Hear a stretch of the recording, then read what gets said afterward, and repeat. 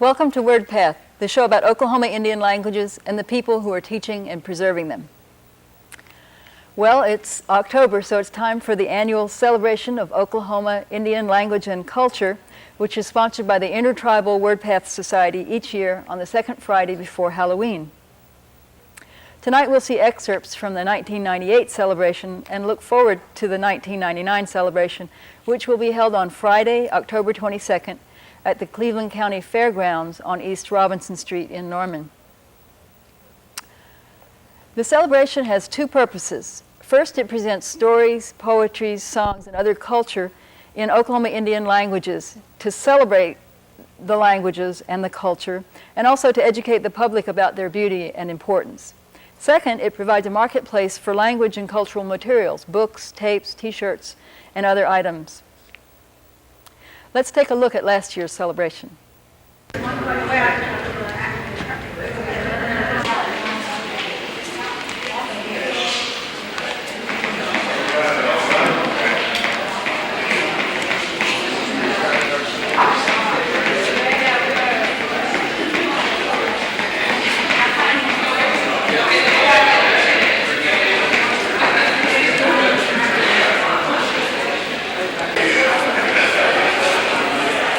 This is the Bonnetsville Ballet.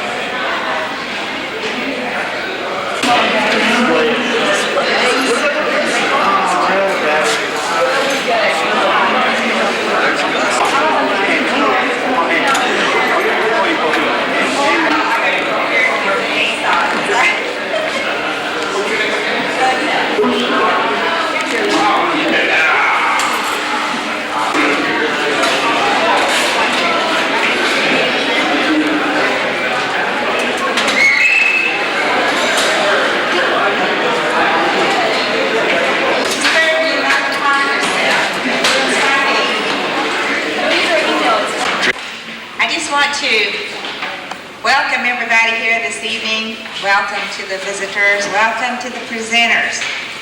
And hopefully everybody will be participating as the evening goes on. We have different things where you can participate, so we'd like to see you do that.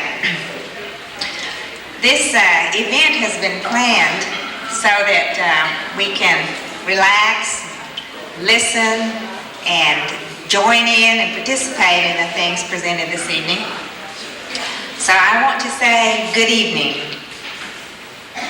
Stungo. Good. At least I know there's some creeks here.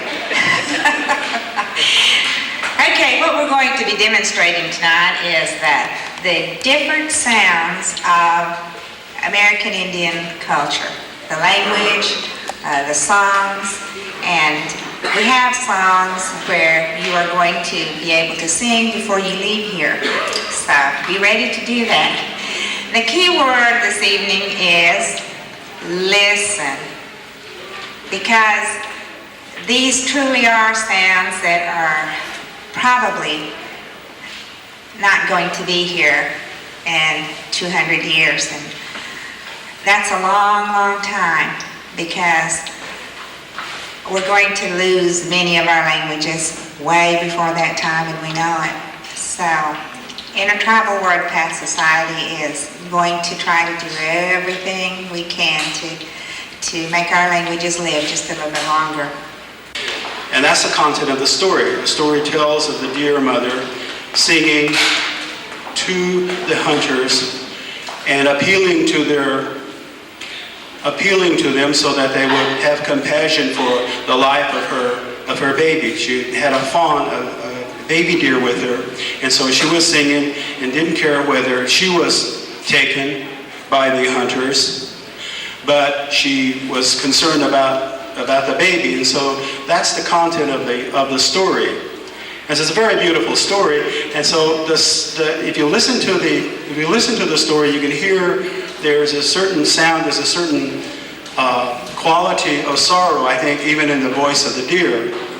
And so I'm trying to project this as well as I can, and then read it to you in English and try to get some comprehension insofar as you're understanding the story. And the name of this story There's a mother deer, her death song.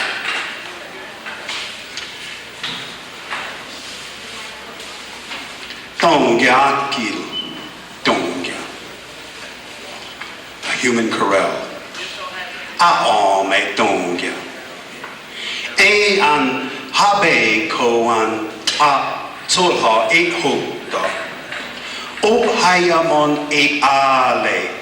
Nego tazo e ale. Hego e kondo nego a Antoan tongya konde. Ta Antoan tongya. Giga tongya. O aale nega o tazo aale tongya. I pedo en oboe hen deto. Ta en dob aiga tongya. At ada tongya. Ide hego a alhoba tongya. Nego ide hego so ma do a tongya. Gigo em do aigo tongya. Gigo dogya hape. Hey ya, hey ya, hey ya. Hey, yay, yo, hey, yay, yay, yay. Ego, hey, got sangya, tongya. Got up, de adoya, tongya. Nego, a I, de gom do a. Nego, ya do kom, tongya. Hey, bait all hal, oh. Oh, they go and do I have a poem that I would like to read to you entitled Ishki. And this poem is written by Galen Ludlow. Ishki in Hochifoka. Tahape libisha ato pugoli ont iyayang. Elap Ashachia Natoka ma ahoshontika kapistachi hon. Oho yo imoklayat binili uliso holitopa hochifo hosh. Im ala oshi nakni mato ahosh holita ma ahoshoha hosh anta. Tofa pe ash ont afame sha pekan le ma.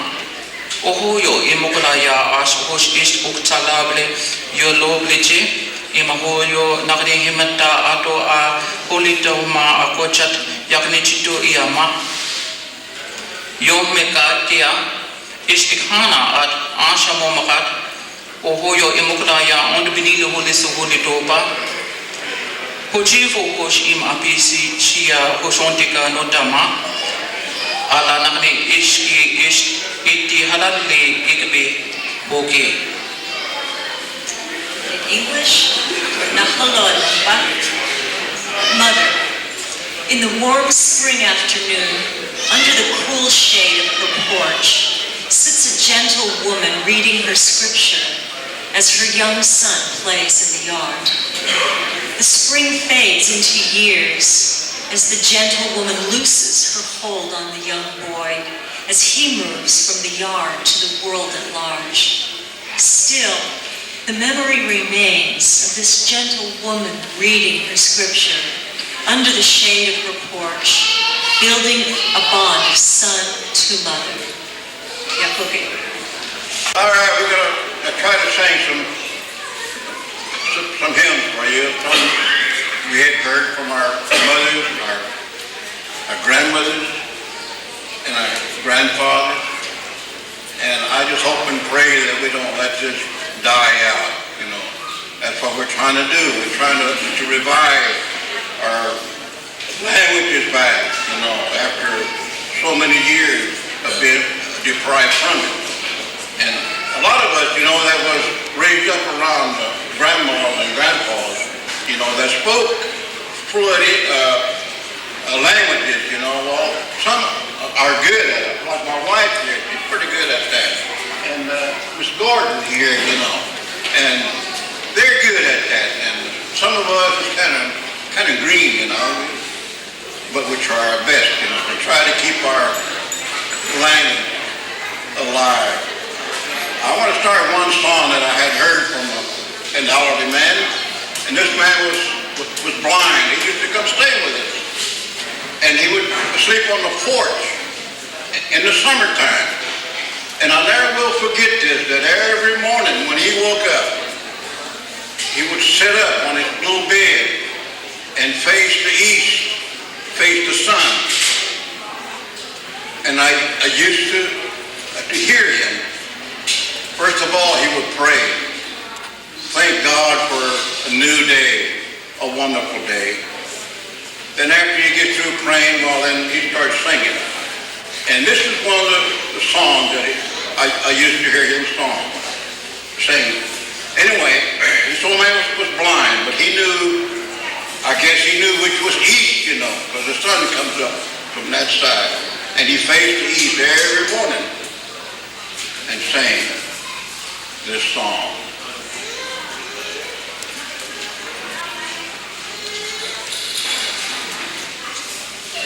I got to think all right.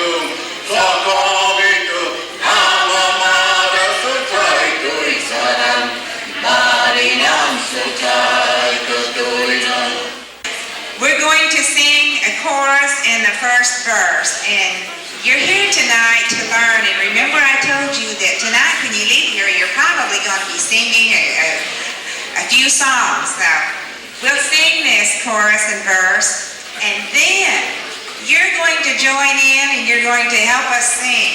We're going to go through this twice. After we sing it, then you sing with us, and we'll do the chorus in the first verse twice. Okay.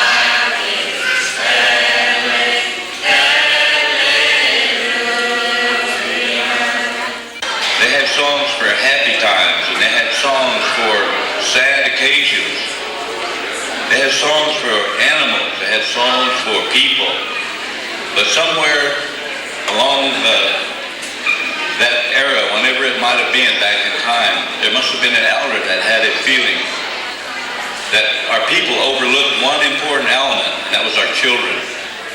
Today, when you go to the 123rd or 24th Ponca Powwow, you can hear that song. It was composed way before that time, before our removal into Oklahoma. And it honors the children. And when you listen closely, as they've encouraged you to do, to the melody and to the words, there's a lot of meaning when you understand the language. So I'm going to sing a children's honoring song that the men around the drum sing from time to time whenever there's a youth that's going to be honored for whatever achievements or accomplishments that child has achieved. They honor that child. And this is a song from our tribe that honors that young person.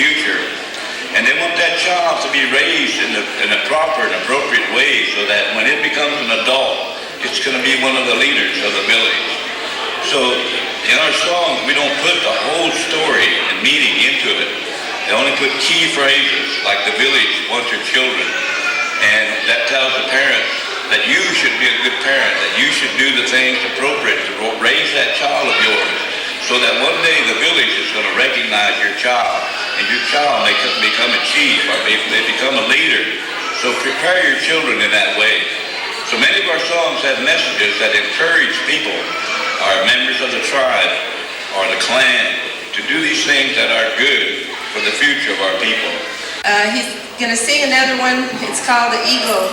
It's about an eagle. The eagle has arrived. Now we see him. We saw him arrive. Now he is amongst us.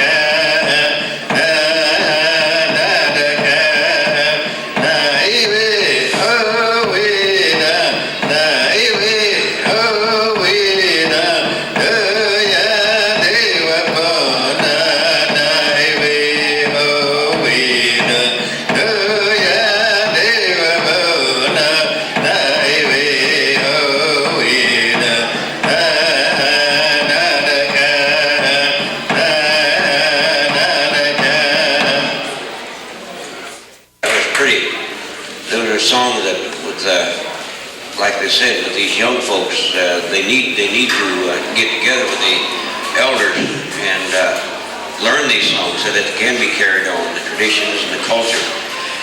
As I said, my elder told me that once you lose these songs and your language, then you've lost your culture. These are two Creek women talking. And since I don't have that translator, I'll translate this myself and it'll be paraphrased. Creek Indian woman number 1. Mojanita adut kita sugin amojidon taklay gidoes. Today I have so much work to do. Creek woman number 2. Anya sukitskis jenagis sulgid amojidon afterwards. Yeah, the men, they have a very subdued way of conversing with one another. And maybe it's just Creek Indian men, but I've been around enough of them all my life that I see them sitting under the tree, on the porch, in church, and they talk like this. Hadawola, Jesse, he just got Mangodos, Hijaga, Hovonis. I forgot to translate. Hadawola, Jesse, he just got. Have you seen Jesse lately? Mangodos, Hijagodos, Hovonis, Hijaga. No, I haven't seen him in a long while. Adamen inoketitos mahogin pohayans. He was hurt in a car accident. Inokkedojogon fawakit hari osidoas mahogans. They said he was in the hospital for quite a while, but he's out now. So we're going to go ahead and start singing. If you want to go ahead and start dancing, ladies join in, men join in, just enjoy yourself, and you can dance and get up and see the stands or go out and eat something and come back in and dance.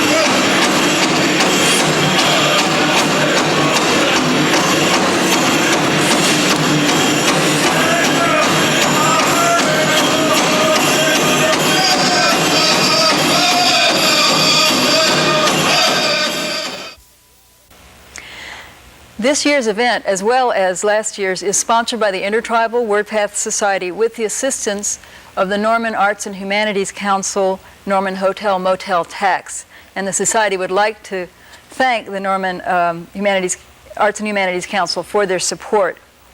So come enjoy the evening with us. Music, arts, and food. And new this year, some of the vendors' booths will be offering free gifts related to language and culture. So you'll have souvenirs to take home with you. There's no charge for admission or for parking, so come and help us celebrate. If you have folding chairs or dance gear that you'd like to bring, feel free to bring those and just make yourselves comfortable for the whole evening. There will be some limited seating provided. By the way, we'll be probably repeating some of the languages that in which there were performances last year, but we're going to be bringing in some other languages not represented in last year's program as well. So there'll be something new to enjoy. So come and learn more about your fellow Oklahomans and perhaps pick up some early holiday gifts. Now, the time and place again, it's Cleveland County Fairgrounds, 615 East Robinson Street in Norman, Friday, October 22nd from 6 to 10:30 p.m. For more information, call the Intertribal Wordpath Society at the number listed in the credits. Before I say goodnight, I want to remind everyone about the Boomer Sooner contest, which we're holding for the third time this year. We haven't had a winner yet. People keep saying they're trying to come up with words to the Boomer Sooner fight song in an Indian language of Oklahoma. That's what we ask you to do. Send it to us on a tape and with a written version. Get it to us by October 15th. The deadline previously announced has been extended to October 15th, the week before the celebration. So get busy writing Boomer Sooner in an Indian language of Oklahoma. And see you next time on Wordpath. Hene yo hene ana magwana kita wa pene manaoni kita na hene yo hene ana magwana kita wa pene manaoni kita na hene yo hene ana magwana kita wa pene manaoni kita na hene yo hene ana magwana kita wa pene manaoni kita na hene yo hene ana magwana kita wa pene manaoni kita na hene yo hene ana magwana kita wa pene manaoni kita